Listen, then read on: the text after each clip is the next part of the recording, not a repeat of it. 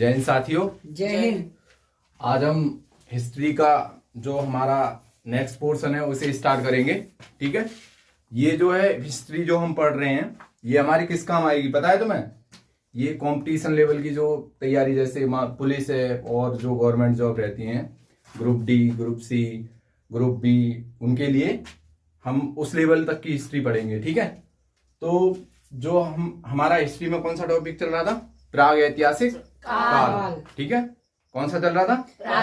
प्राग ऐतिहासिक काल।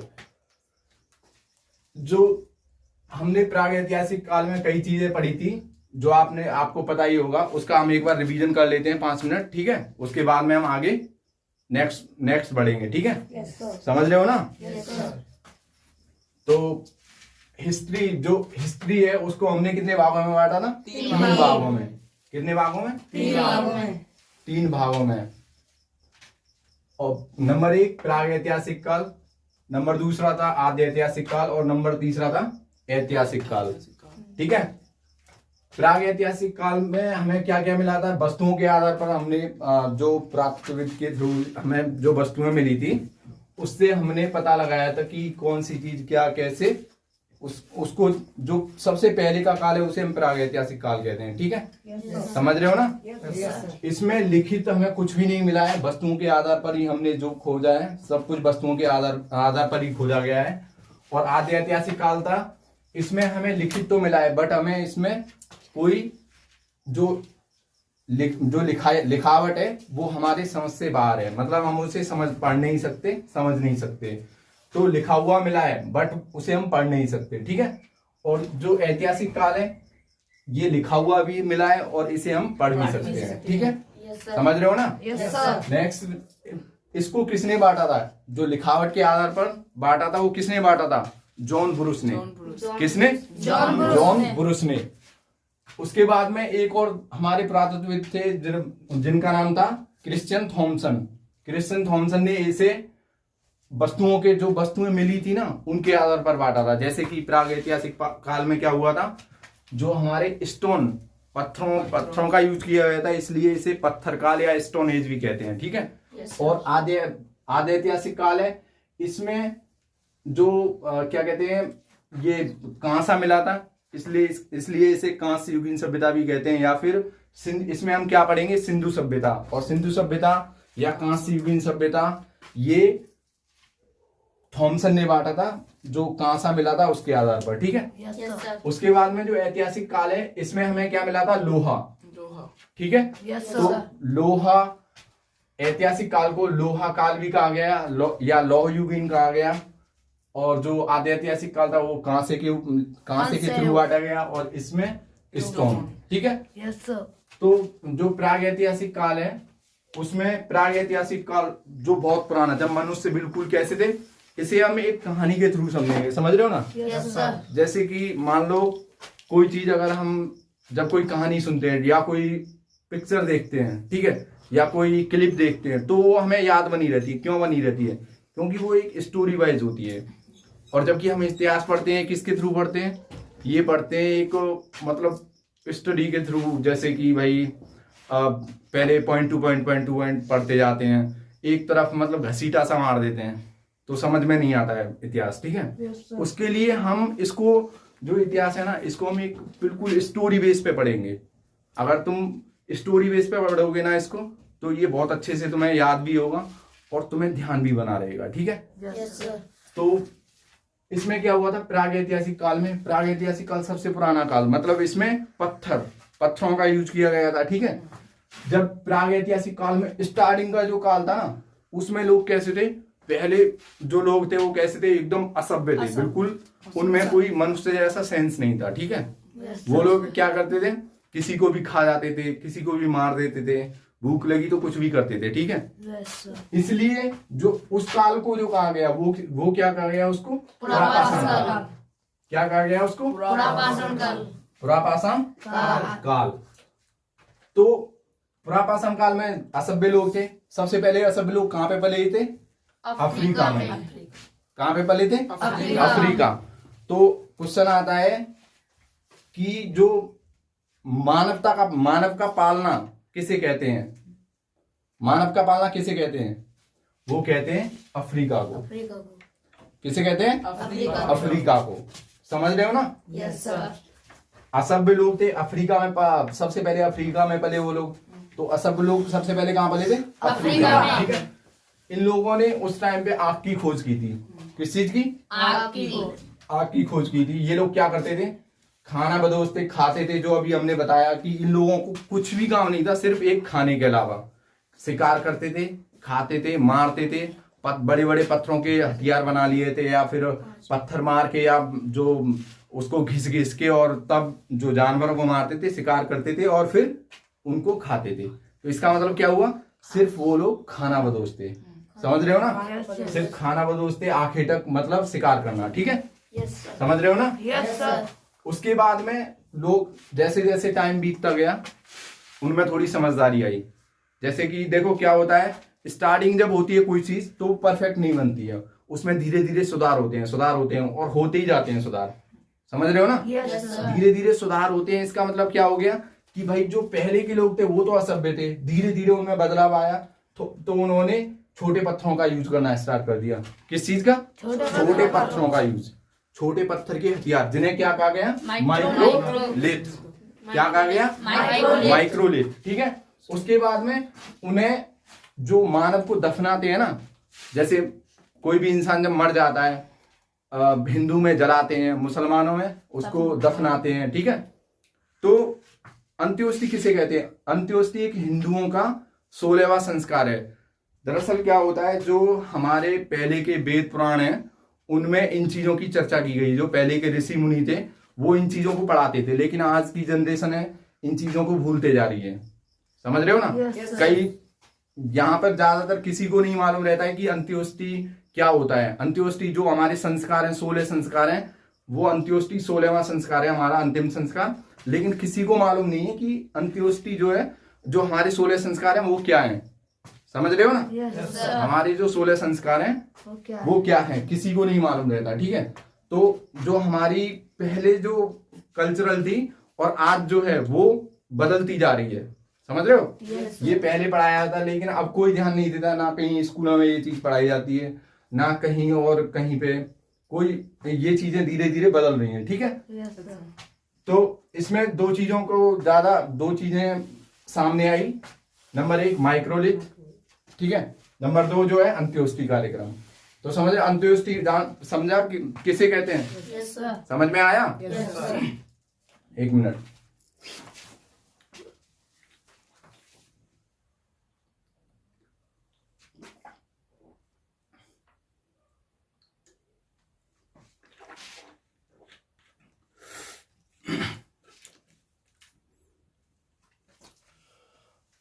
उसके बाद में जब ये मध्य पाषाण काल था, वो जैसे जैसे आगे बढ़ता गया, तो उसके बाद में क्या आया? नवपाषाण काल।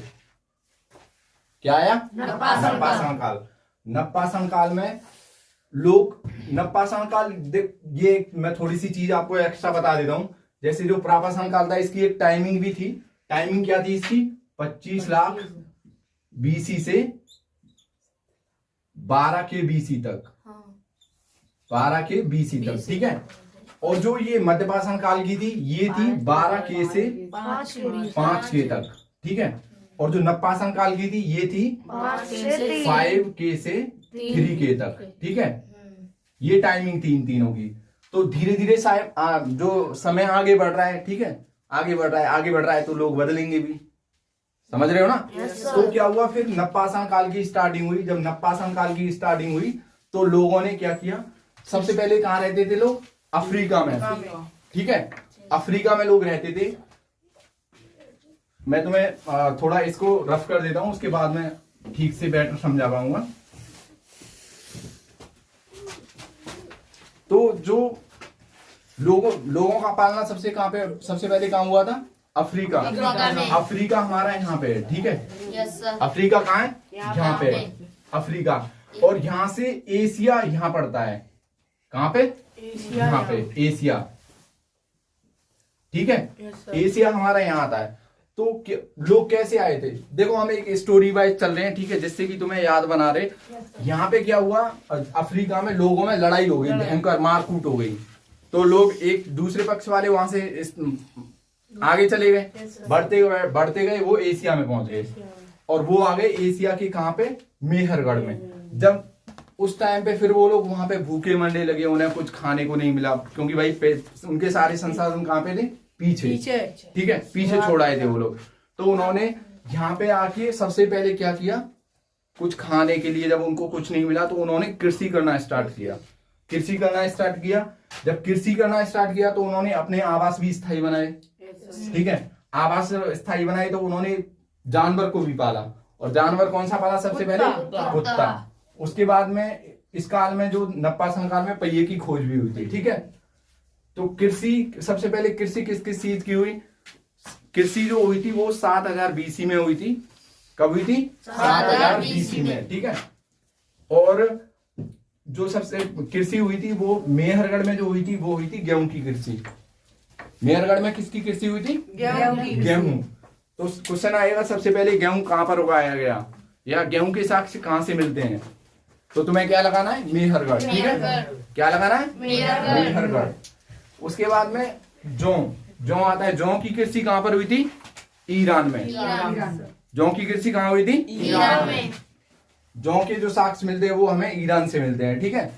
उसके बाद में चावल के साक्ष्य कहां से मिलते हैं, चावल के साक्ष्य मिलते हैं हमें कोल्डिवा से। कहां से, कोल्डिवा से।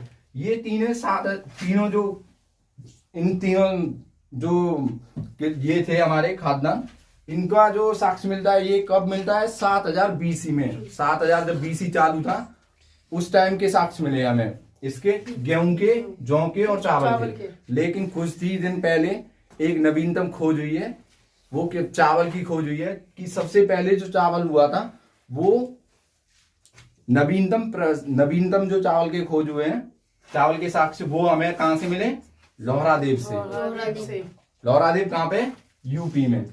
तो जो ये अब क्वेश्चन पूछता है कभी कभी कि भाई जो चावल, सबसे पहले कृषि के साक्ष्य कहां से मिले हैं, जो नवीनतम खोज के अनुसार सबसे पहले कृषि के साक्ष्य कहां से मिले हैं। तो हम क्या क्वेश्चन आंसर लगाएंगे उसमें, लोहरादेव, क्योंकि लोहरादेव में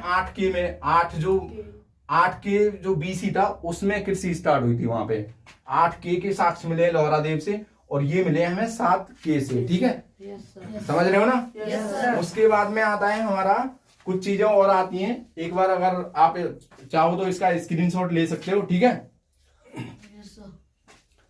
उसके बाद आगे चलते हैं हम।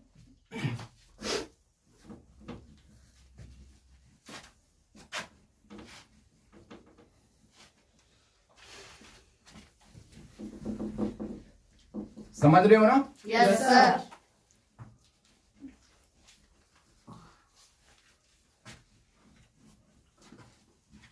और इसके साथ हमें और कई चीजें मिली हैं, जैसे कि क्या कहते हैं,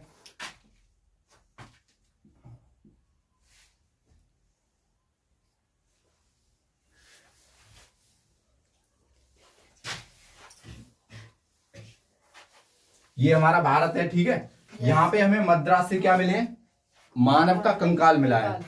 मद्रास के पल्लव रन से, कहां से, पल्लव रन से। पल्लव रन से क्या मिला है हमें, मानव का कंकाल, ठीक है। यहाँ पे हमारा क्या, भीमबेटका से क्या मिला है हमारे, भीमबेटका से हमें चित्रकारी के साक्ष्य मिले हैं। तो अब क्वेश्चन पूछता है कि जो शैल चित्रकारी के साक्ष्य मिले हैं वो कहां से मिले हैं, भीमबेटका से, ठीक है। कभी कभी क्वेश्चन पूछता है कि भीमबेटका कहाँ है, तो भीमबेटका कहां पे, भीमबेटका है रायसेन, MP के रायसेन में। भीमबेटका कहाँ है, रायसेन जिला, रायसेन जिला है जिसमें MP में, ठीक है। और ये पूछता है रायसेन कहां पर है, कभी कभी पूछता है कि भीमबेटका किस घाटी के किनारे पर है, तो नर्मदा घाटी, ठीक है। कौन सी घाटी, नर्मदा घाटी, ठीक है, यस सर, नर्मदा घाटी। समझ रहे हो ना? यस सर, कौन सी पहाड़ी पर है, तो अगर जैसे पूछता है कि कौन सी पहाड़ी है तो विंध्याचल पर्वत श्रेणी, या कौन सी श्रेणी है तो कौन सी, विंध्याचल पर्वत श्रेणी, ठीक है, विंध्याचल पर्वत श्रेणी, पर्वत, ठीक है, समझ रहे हो ना? उसके बाद में क्वेश्चन पूछता है कि जो सबसे पहले पशुपालन के साक्ष्य मिले, पशुपालन कब स्टार्ट हुआ था, तो पशुपालन कब स्टार्ट हुआ था, सबसे पहले पशुपालन स्टार्ट हुआ था मध्य पाषाण काल में। कहां पे? मध्य पाषाण काल। मध्य पाषाण काल में पशुपालन के साक्ष्य मिलते हैं। कहां से मिलते हैं? आदमगढ़ से। तो सबसे पहले पशुपालन के साक्ष्य कहां से मिलते हैं? आदमगढ़। आदमगढ़ कहाँ है? यूपी, एमपी, ठीक है, समझ रहे हो ना? यस सर, उसके बाद में आता है जो और भी कई जगह से पशुपालन के साक्ष्य मिले हैं, जैसे बाजौर है राजस्थान में, बाजौर राजस्थान, बाजौर राजस्थान, ठीक है। यस सर, और एक यूपी से भी मिले हैं, सराय बहादुरगढ़ से, सराय बहादुरगढ़ से, ये कहाँ है? यूपी में, ठीक है। और कई इसके बाद में जब ये जो हमारा प्राग ऐतिहासिक काल है, इसमें हमने कई सारी चीजें देखी, जैसे कि ये क्या कहते हैं, इसमें और भी कई सारी चीज, जैसे हमने देखा इसमें ये कौन सा एज था? स्टोन एज था, ठीक है। स्टोन एज में हमने क्या क्या देखा? पुरापाषाण काल, मध्य पाषाण काल और नवपाषाण काल। उसमें हमने ये कई सारी चीजें देखी, जैसे भीमबेटका है, पल्लव रन है, और यहाँ पे एक बुर्जहोम है। क्या है? बुर्जहोम। बुर्जहोम से हमें क्या मिला है? बुर्जहोम। बुर्जहोम से हमें क्या मिला है? मानव और कुत्ते को एक साथ दफनाया गया है। तो क्वेश्चन आता है कि मानव और कुत्ते को एक साथ दफनाया गया है कि साक्ष्य कहां से मिले हैं? तो कहां से मिले हैं? बुर्जहोम, कश्मीर से। कहां से? बुर्जहोम, कश्मीर से, ठीक है, समझ रहे हो ना? यस सर,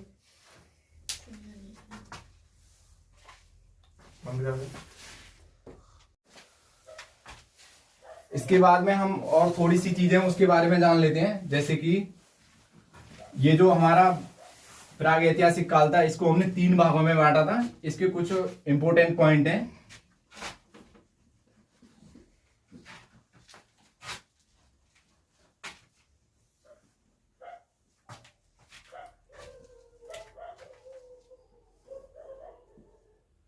सबसे पुराना कौन सा था हमारा? पुरापाषाण काल, ठीक है, पुरापाषाण काल। और दूसरा था हमारा मध्य पाषाण काल। और तीसरा जो था हमारा वो था नवपाषाण काल, ठीक है। तो और उसके बाद में किसकी खोज हुई थी? तांबे की खोज, जिसको क्या कहा गया? ताम्रपाषाण काल। ताम्रपाषाण काल। इसमें क्या हुआ था? तांबे की खोज, ठीक है। इसको हम क्या कहते हैं? चिल्कोलिथ भी कहते हैं। जो ताम्रपाषाण काल है इसको चिल्कोलिथ। तो क्वेश्चन पूछेगा चिल्कोलिथ किस काल को कहते हैं, या ताम्रपाषाण काल में जो क्या कहते हैं तांबे की खोज हुई थी, पूछता है ताम्रपाषाण को जो युग था उसमें किस चीज की खोज हुई थी, तो हमें क्या लगाना है? तांबे की खोज, ठीक है। या चिल्कोलिथ किस काल को कहते हैं? तो ताम्रपाषाण युग को, ठीक है, ताम्रपाषाण युग को या काल को, ठीक है, समझ रहे हो ना? तो इसको चिल्कोलिथ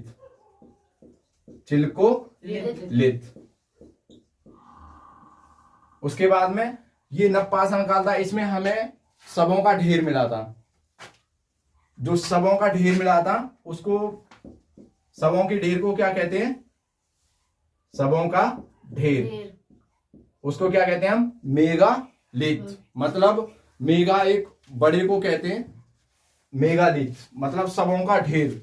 शवों का ढेर बहुत बड़ा हो गया, एक जो बहुत बड़ा ढेर मिला था, जिसको बड़े को क्या बोलते हैं? मेगा। और लिथ मतलब जो शवों का ढेर मिला था उसे मेगालिथ। ठीक है, शवों के ढेर को क्या कहते हैं? मेगालिथ।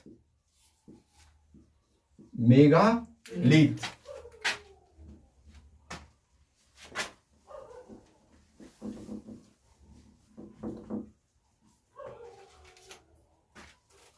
मेगालिथ। ठीक है, मेगालिथ। और मध्यपाषाण काल को पता ही होगा क्या कहते हैं? माइक्रोलिथ, क्योंकि इसमें जो छोटे छोटे पत्थरों के हथियार मिले थे उसको माइक्रोलिथ कहा गया। ठीक है, उसके बाद में जो इससे कुछ और रिलेटेड हमारे पॉइंट हैं उनको भी हम कवर कर लेते हैं। अगर तुम इसे ठीक से और ध्यान से पढ़ोगे ना तो ये तुम्हारे जितने भी एग्जाम होंगे ना उसमें ऐसा कोई क्वेश्चन नहीं है जो छूट जाए तुम्हारे पास से। समझ रहे हो ना? तो तुम्हें इसको ध्यान से पढ़ना है और साथ में इसको डेली के डेली 2-3 हफ्ते में रिवीजन मारना है, कम से कम 2 बार, और महीने के फिर उसके बाद अगले हफ्ते रिवीजन मारो, फिर महीने के एंड में रिवीजन मारो। और ये 2-3 बार 4 बार अगर रिवीजन मार लोगे ना तो फिर ये तुम्हारे हाथ से कहीं नहीं जाने वाली है। समझ रहे हो ना? तो सबसे जो ये है, सबसे पहले तुम्हें क्या करना है? रिवीजन मारना है रेगुलर। इसका सिर्फ पढ़ना है तुम्हें, और कुछ नहीं करना है। ये नहीं है रटना हो, याद करना हो, ऐसा कुछ नहीं, सिर्फ रिवाइज मारना है, रिवाइज। ठीक है, समझ रहे हो ना? तो इसमें और थोड़े से हमारे कुछ पॉइंट हैं, जैसे कि क्वेश्चन कभी कभी पूछता है कि जो भारत का पुरातत्व संग्रहालय है वो कहां पर है। जो पुरातत्व की चीजें मिली थी, खुदाई में जो चीजें मिली थी, उनको भारत में कहां रखा गया है। क्वेश्चन पूछेगा तो पुरातत्व केंद्र या पुरातत्व की वस्तुएं मिली है उन्हें कहां रखा गया है, या फिर उसका संग्रहालय कहां पर है। तो कहां पर है उसका संग्रहालय? भोपाल। ठीक है, कहां पर है? भोपाल। ठीक है, भोपाल में। उसका नाम क्या है?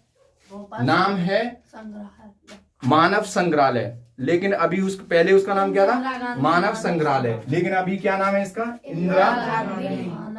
इंदिरा गांधी मानव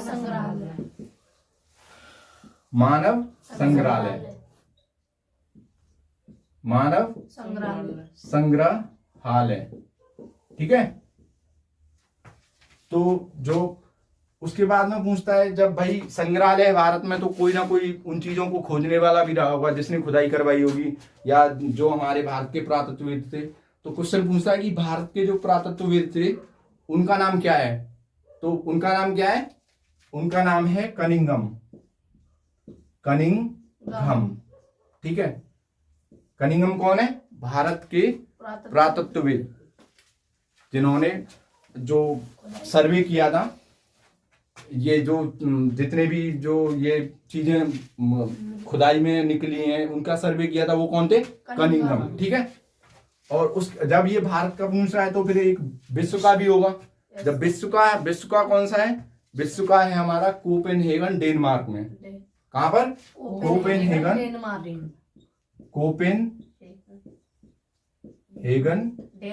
डेनमार्क में। डेनमार्क। ठीक है, तो अगर विश्व का संग्रहालय पूछे, पुरातत्वविद का संग्रहालय, तो वो कौन सा है? कोपेनहेगन में। ठीक है, कोपेनहेगन में। और अगर विश्व की पुरातत्वविद या भूगर्भ ज्ञाता या फिर पुरातत्वविद पूछे तो वो कौन है? वो है हमारे जॉन बुरुस। ठीक है,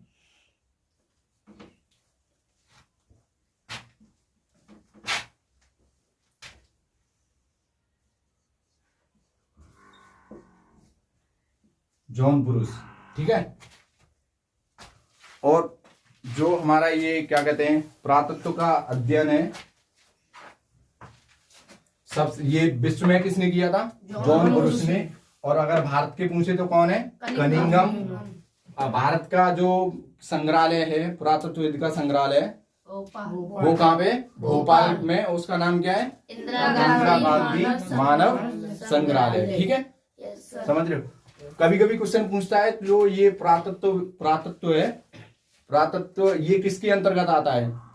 ये कौन से डिपार्टमेंट के अंतर्गत आता है? जैसे कि ये क्या कहते हैं नीति आयोग, ये किसके अंतर्गत आता है? ये जो क्या कहते हैं जैसे वित्त मंत्री हैं, वित्त मंत्री जो रुपए का जो लेन देन होता है वो किसके अंतर्गत आता है? वो आता है हमारे वित्त मंत्री के अंतर्गत। ठीक है, वित्त मंत्री उसकी देखभाल करते हैं सब कुछ, ठीक, उनके अंतर्गत आता है। ऐसे ही जो हमारा ये है, क्या कहते हैं,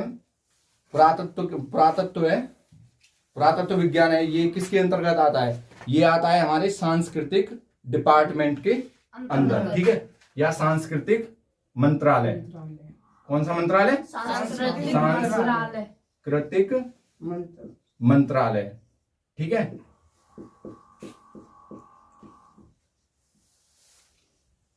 समझ रहे हो ना? Yes sir. ये कौन सा है? सांस्कृतिक मंत्रालय।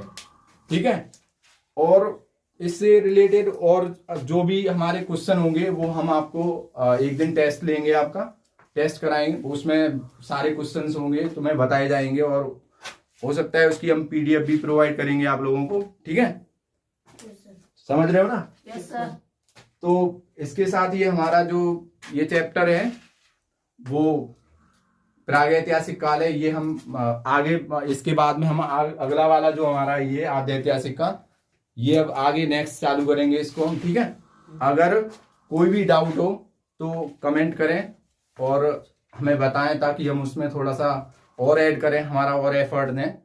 अब कोई जो भी डाउट है तुम्हारे वो हम क्लियर करेंगे, और इसके साथ हम इस चैप्टर को फिनिश करते हैं। नेक्स्ट मिलते हैं फिर अगली वीडियो में। जय हिंद, जय भारत।